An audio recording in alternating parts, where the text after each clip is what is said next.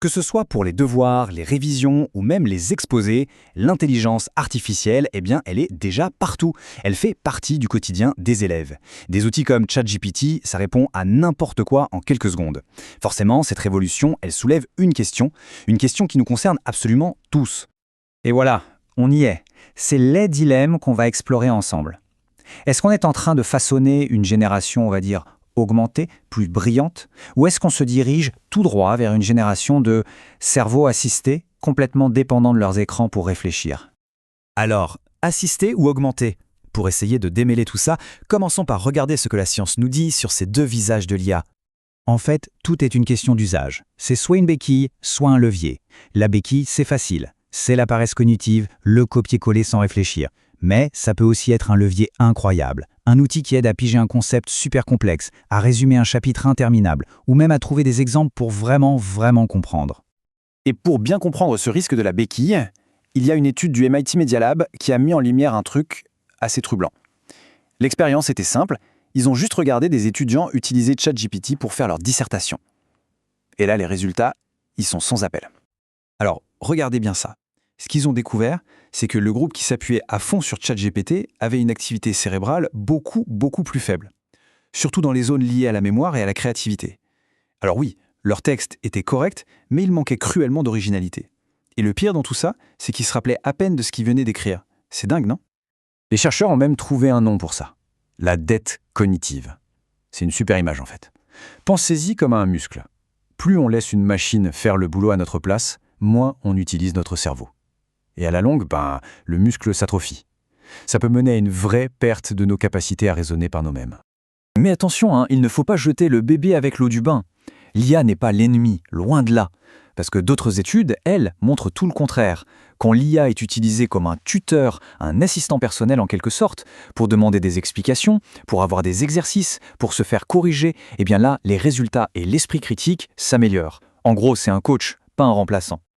Bon, cette histoire de cerveau assisté, ça nous amène directement à une autre question, une question brûlante qui angoisse pas mal de monde, les parents, les profs, c'est la valeur de nos diplômes.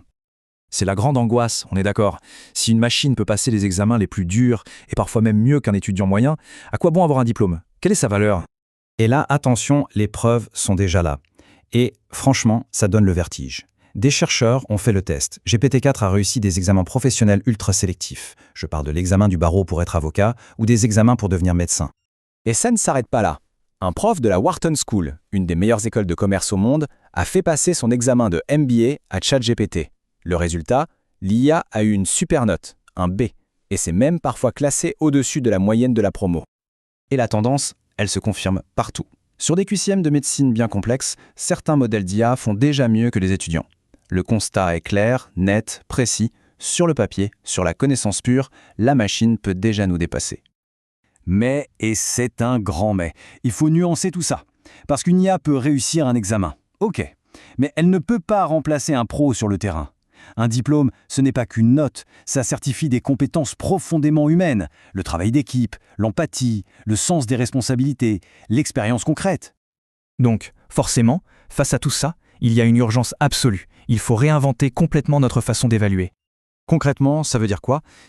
Plusieurs pistes se dessinent. D'abord, beaucoup moins de par cœur. On veut tester le raisonnement, pas la mémoire pure.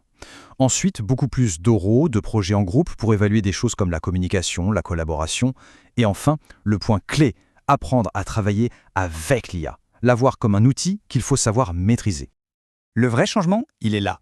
L'objectif n'est plus de demander à un élève « qu'est-ce que tu sais ?», mais plutôt « qu'est-ce que tu penses de la réponse de l'IA ?» Est-il capable de voir ses erreurs, de repérer ses biais, de construire un raisonnement à partir de ça?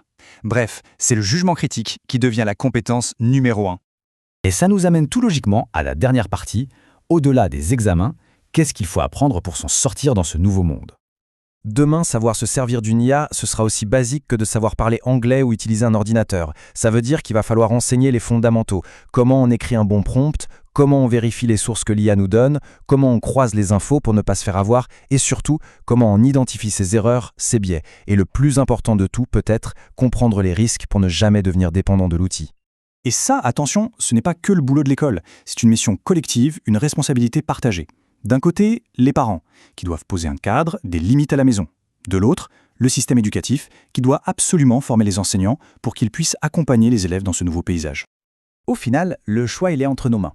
On a deux chemins possibles. Soit on laisse l'IA devenir une sorte de prothèse intellectuelle, avec le risque de voir nos propres compétences s'atrophier, soit on en fait un véritable partenaire de pensée, un accélérateur incroyable pour apprendre et se préparer au métier de demain.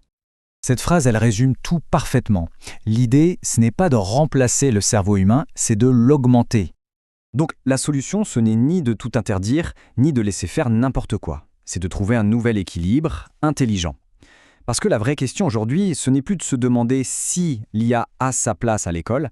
La question, c'est comment on va tous ensemble décider de lui faire cette place.